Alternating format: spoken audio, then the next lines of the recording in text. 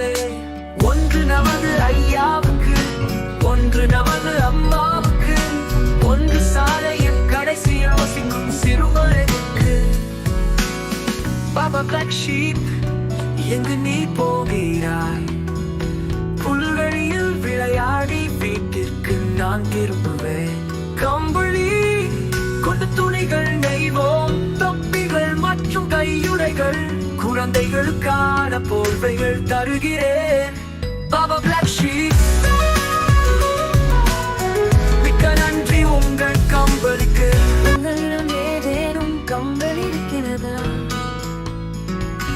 ஆமையா, ஆமையா, 3 பைகள் இருக்கிறதே.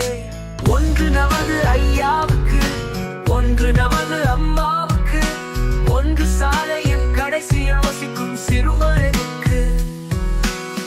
பாபா பிளாக் ஷீப், எங்கு நீ போகிறாய்? புல்வெளியில் விளையாடி வீட்டிற்கு நான் திரும்புவேன். கம்பளி கொண்டு துணிகள் நெய்வோம், தொப்பிகள் மற்றும் கையுறைகள், குழந்தைகளுக்கான போர்வைகள் தருகிறேன். Baa baa black sheep.